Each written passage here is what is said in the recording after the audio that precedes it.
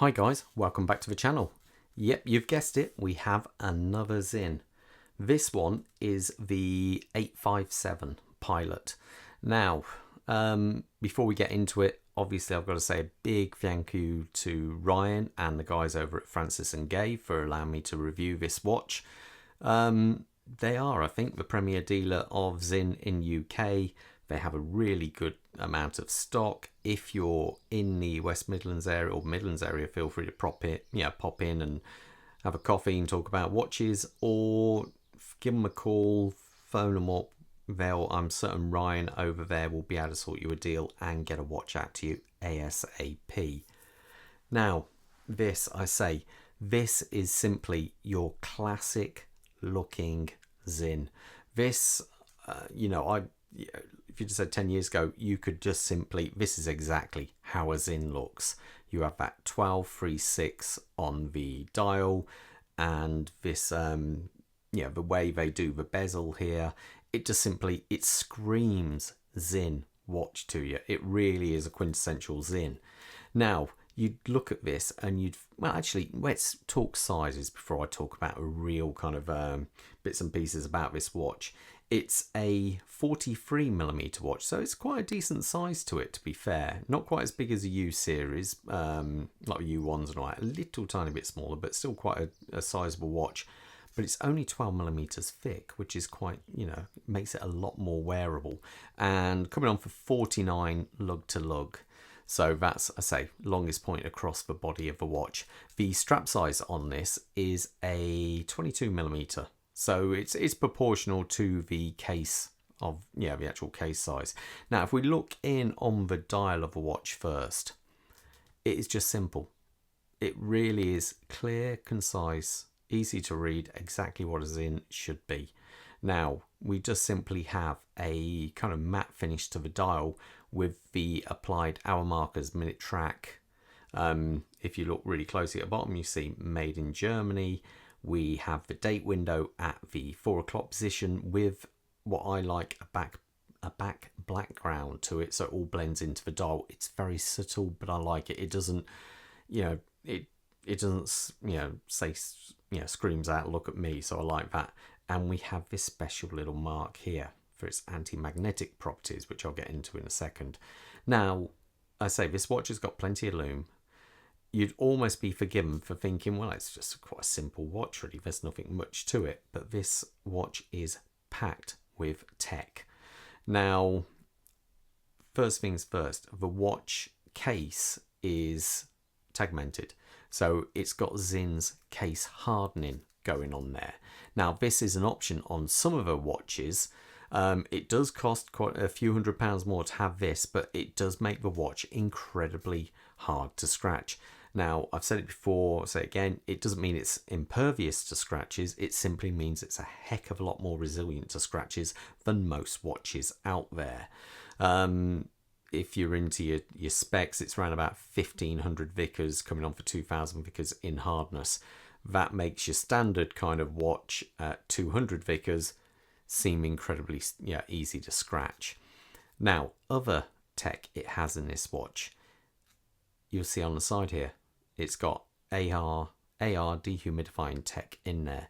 So, just a quick bit about inside this here, I think it's a titanium insert with copper sulfite granules which absorb moisture, because obviously oxygen has moisture in it. So to get rid of this, they simply don't use oxygen on the inside of a watch. They use an inert gas. Now, the problem is that inert gas is thinner than oxygen, so regular seals you get on a normal watch aren't up to scratch. So they fit EDR seals, which make it which are a tighter tolerance and so can keep the gas inside the watch. But we're not finished there. We have anti-magnetic properties as well, up to 80,000. Now, that's your normal watch sometimes only has to do around about 4,600. So this is, it's got, a decent amount of resiliency to magnetic properties. Now, you'd think that's it, but no, God, we've got more for you. We have a captive bezel on here. So the bezel on this watch, on a regular style watch, if it, albeit a Seiko or a Rolex, whatever, to get the bezel off, you normally use a little pry tool, pop it in and it will come out. That's okay unless you were to actually knock the watch bezel and they can come out. This one has got a ring which goes around a groove on the inside of the watch case, and this ring is screwed in position with these screws around the case, and that simply locks it in. So it makes it a lot more resilient. You know, if you were to knock this off, you've got bigger problems. It means you must have really hit it. And also it's a 200 meter water resistant watch as well, plus low pressure.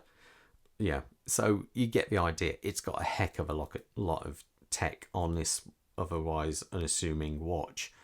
Now the bezel on this watch is a 60 click. Hear it there. It is bi-directional, which means it can also go clockwise as well.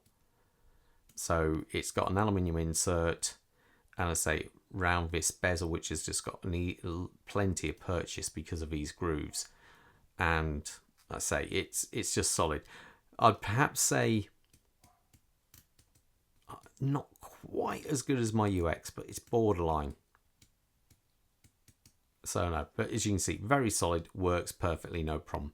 Now we come around the case. This is a typical style case. It reminds me very much of the U series watches. So yeah, it's just nicely been bead blasted, no reflection off this watch. It is what it does. It's a proper tool watch. We do have the drilled lugs, which makes changing the straps incredibly easy. Zug, who supply the cases for these Zinns. I should point out as well, sapphire crystal AR coating on both sides.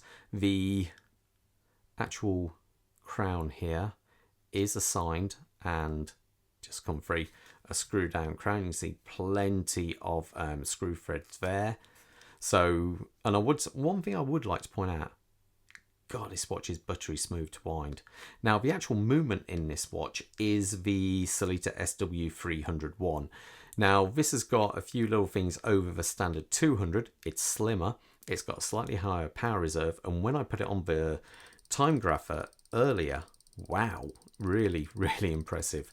0 beat error and about, I think it was almost dead. It was 0. In fact, it might have just been out for 1 second slightly, but it is very, very impressive. So I was really impressed with that. So, but also so buttery smooth. As you can see how easy it is to get the crown back down there. It goes in really nicely.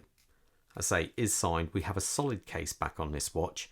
Could be down to the anti-magnetic properties. I believe that's what I'm presuming it is anyway.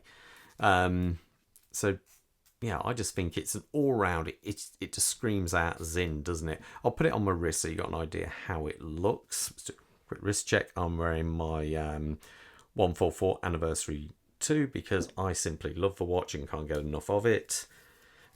Let's put that down there. Sorry, one thing I should point out, the leather strap on this, it's a classic leather strap that I think my U2 once I brought came on one of these. Very thick and padded. It's quite nice how they've done it, but one thing it does do, I'll hold it next to the mic and you'll hear it squeaks. Now I dare say, don't get me wrong, if you were to wear this watch, I dare say that squeaking would go away, but it's just it's this side which squeaks, I think. Yeah, so no, just quite funny anyway. Quick, put it on my wrist. My wrist size is 7 1/4 or thereabouts, and there you go. It just screams out Zinn, doesn't it? It's got that real old school Zinn look about it. So there you go. I quite like it actually. It's quite cool. Let's take this off. What do you guys think? Let me know in the comments below. Or just a real quick thing, the clasp is signed as well and bead blasted to match the case. So I'll say, let me know in the comments below what you think of this watch. Is it a model you'd perhaps go for or not really? Let us know. As you know, I always try and get back to all the comments, and I'll see you in the next video, guys. Stay safe out there. All the best. Bye.